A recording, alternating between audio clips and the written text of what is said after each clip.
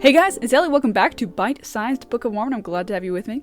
So, if you've never been here before, this is just a podcast where I read through one chapter of the Book of Mormon each episode, and I give a little bit of context, a little bit of insight, a little bit of good times, so stick around. So, if you remember last episode, we read Mosiah chapter 16, in which Abinadi finishes his speech to the wicked priests of King Noah and King Noah himself. He is done, his message has been shared with them, and now, what is his fate gonna be? I'm pretty sure we know he's gonna die, but he is now in the hands of King Noah and his lackeys. He finished off his speech by talking about Jesus Christ, and by talking about his atonement a little bit more, and just drilling in exactly what the atonement does for us and how amazing it is, which is awesome. So yeah, I think without further ado, we see what happens to Abinadi in Mosiah chapter 17.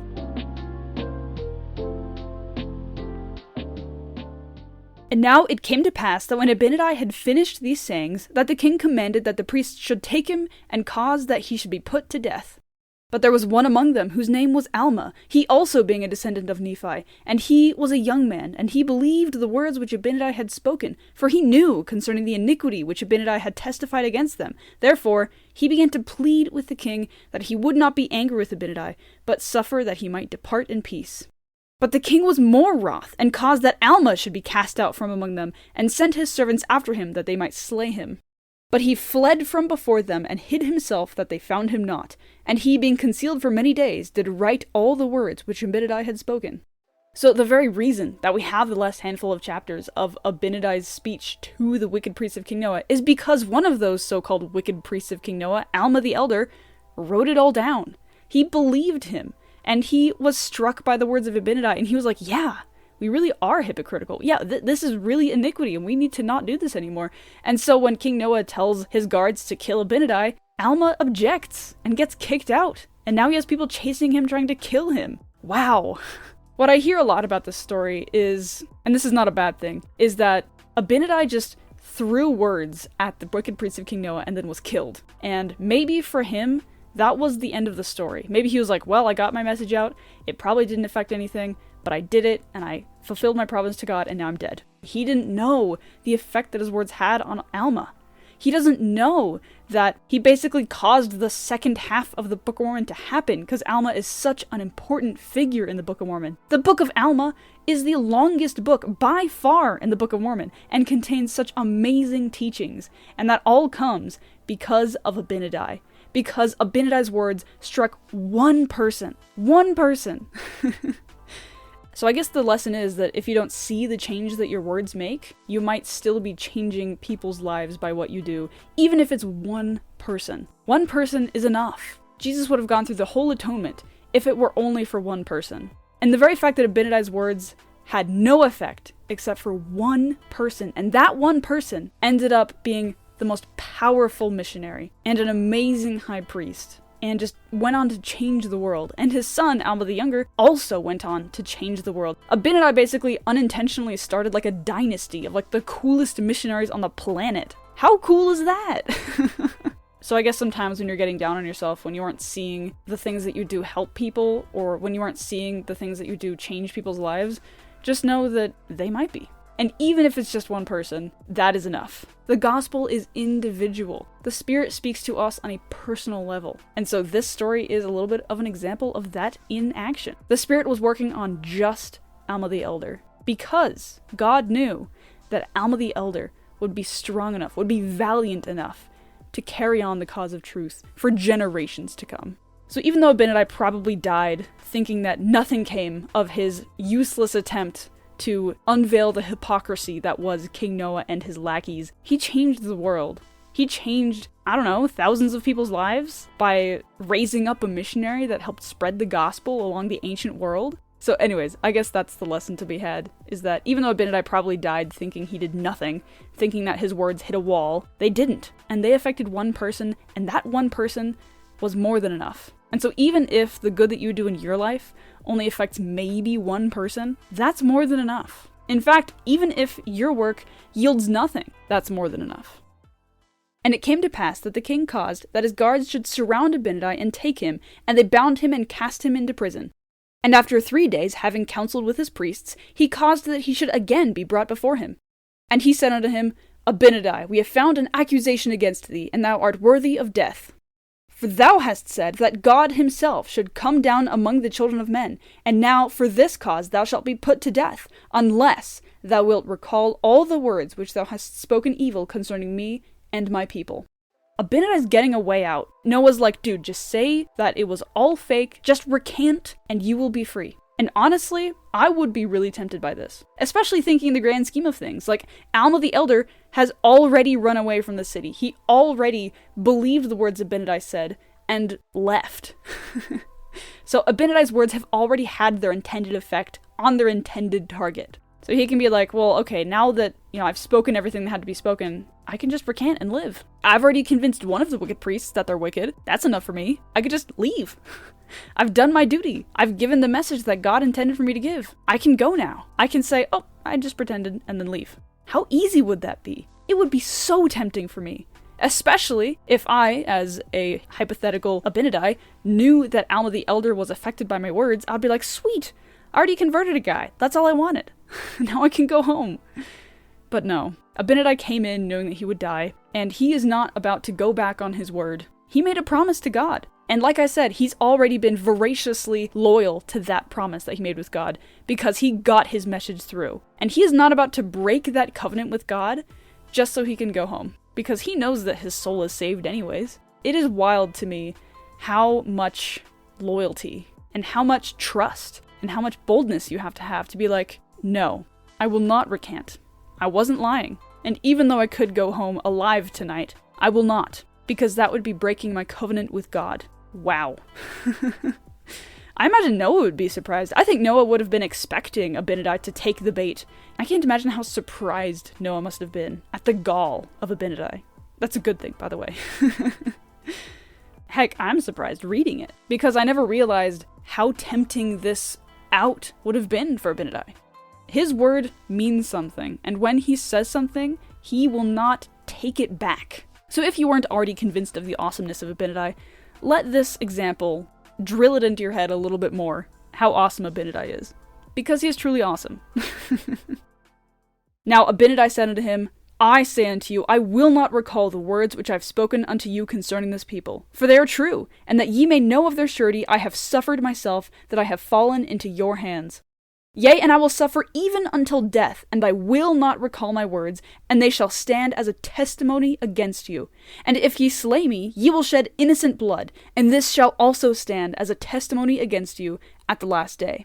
And now King Noah was about to release him, for he feared his word, for he feared that the judgments of God would come upon him. But the priests lifted up their voices against him, and began to accuse him, saying, He has reviled the king. Therefore the king was stirred up in anger against him, and he delivered him up, that he might be slain. Noah almost releases Abinadi. Noah almost lets Abinadi's words into his heart. He almost believes them. He almost lets Abinadi in. But the bad influences that he has surrounded himself with, intentionally, convinced him otherwise. They pulled him back from the brink, you might say. The brink of believing, the brink of understanding. But he was so close. He almost did it. In fact, he was so close to doing it that it got written down in scripture. It got etched on metal plates because Noah was so close to sparing Abinadi. But he didn't, because the people that he surrounded himself with told him not to. I guess let this be a lesson on who you choose to spend your time with. Like, surround yourself with good people who want to do good things in the world, and not people that are the wicked priests of King Noah that will convince you to murder a prophet. Obviously, I'm sure you don't have people in your life that would convince you to murder a prophet. Neither do I think you'll ever be in that situation anyways, but if you do ever get into the situation where murdering a prophet is even a possibility, do not surround yourself with people that would tell you to do it. Oh man. There are actually several times in the story of King Noah where he almost believes. He almost does the right thing. And this is the first of many examples. It's excruciating to read, because Abinadi could live. There didn't have to be senseless murder on this king's hands. He could have believed, but he didn't, because, again, of the influences that he has in his life. I'm not saying cut out all of your friends that aren't perfect, because no one's perfect, but surround yourself with people that have attributes that you want to have. And I hope that you inspire your friends in the same way. And it came to pass that they took him and bound him, and scourged his skin with faggots, yea, even unto death. And now when the flames began to scorch him, he cried unto them, saying, Behold, even as ye have done unto me, so shall it come to pass, that thy seed shall cause that many shall suffer the pains that I do suffer, even the pains of death by fire. And this because they believe in the salvation of the Lord their God. And it will come to pass that ye shall be afflicted with all manner of diseases because of your iniquities. Yea, and ye shall be smitten on every hand, and shall be driven and scattered to and fro, even as a wild flock is driven by wild and ferocious beasts. And in that day ye shall be hunted, and ye shall be taken by the hand of your enemies, and then ye shall suffer, as I suffer, the pains of death by fire. Thus God executeth vengeance upon those that destroy his people. O God, receive my soul.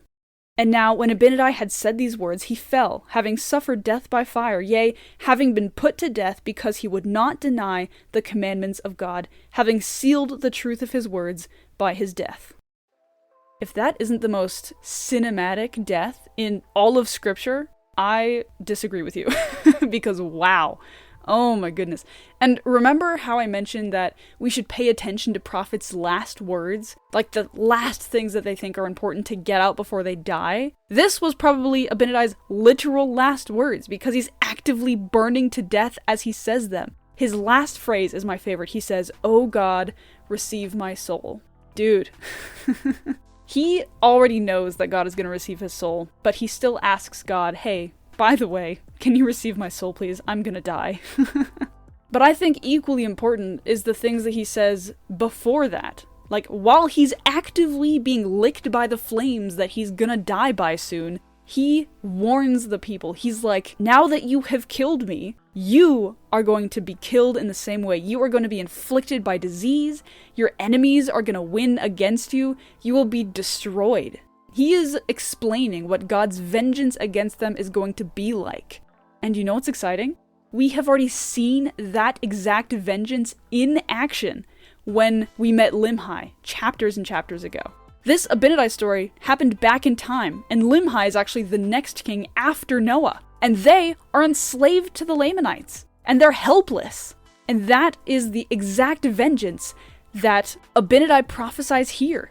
In addition to the fact that King Noah himself is going to die by fire in the relative near future, actually. The amount of prophecies that Abinadi prophesies and come true in a short amount of time is awesome. It's so cool to see it in action. I also want to talk about the last words of the chapter. Not the last words of Abinadi, which we've talked about, but the last words of the chapter, which talks about how the truth of Abinadi's words were sealed by his death. Martyrs work. Like, the very fact that someone would die for something that they believe gives a lot more weight to their words. Like the fact that Joseph Smith, that Peter, that all these other witnesses of Christ died with their knowledge makes their words ring a little truer. Or at least makes you pay more attention to their words. I wonder if anybody, in addition to Alma the Elder, after Abinadi truly did die for his words, started to believe. I wonder if his death converted more people than just Alma the Elder. It doesn't say in Scripture, we don't know. But I like to think that the fact that Abinadi was brave enough to die for his words and to seal the truth of his words with his death converted someone else. I don't know. That's what I like to think. But either way, now we have Alma the Elder hiding from King Noah and his guards who have been sent to chase and kill him, writing down the words of Abinadi. So now, the question is, what is Alma the Elder gonna do? Because, like I've mentioned a lot, Alma the Elder does big stuff in the Book of Mormon. So what is the first thing that he does? Let's find out next episode on Bite-Sized Book of Mormon. Same time, same station. So the standout verse for this chapter, aside from all the other verses that I've already talked about that do stand out, is going to be verse 4, which says, "But he fled from before them and hid himself that they found him not. And he, being concealed for many days, did write all the words which Abinadi had spoken." I've already mentioned several times that the very existence of the Book of Mormon itself shows how much God cares about records. And I think that is reflected in what Alma does. The first moment that he has free from the guards of King Noah that are chasing him, his first moment as a believer that he could not fear death, he writes down the words of Abinadi. And he keeps a record of them so that he can remember them and that he can share them with other people. That is the first thing he does as a believer. And so I think that that should get across to us the importance of records. And I'm not going to harp on the importance of journaling because I personally don't journal. But this is definitely a lesson in how much records really do matter. The words of Abinadi were only written down because Alma was able to run away and hide from the guards well enough that they didn't find him. That is the only reason that we know what Abinadi said. It's a miracle that we have these words, and they're so freaking cool. So, yeah, I don't know, journal if you want, I guess. I can't really tell you to journal because I don't journal myself, but it is a good thing, and I acknowledge that it is a good thing, even though I don't personally have the habit. So anyways, that's the episode for today. I appreciate you hanging out with me and listening to a little bit more of Abinadi content, because we love that man. I just want to go over a few links down in the show notes. The first one is, we're going to mix it up this time. We're going to say them in a different order. What? Let me know what you learned. That is a place where you can message me if you have any feedback about the podcast or just comments that you would like to make about the chapters that I've read. There's also 3 versions of the Book of Mormon, 3 different digital versions, so if you want to download an app or if you want to see it on the web, you can click those links. There's also a quick support the show links. If you want to shoot me a few bucks, support a college student making a podcast in their bedroom, you can. And finally, we're on YouTube, so if you want to click the link down in the show notes and subscribe to the YouTube channel, feel free. The podcast does get updated there, just as it does on whatever platform you're listening to it on right now. And yeah, I appreciate you hanging out with me. That's all I got for you today. Talk to you later. Bye.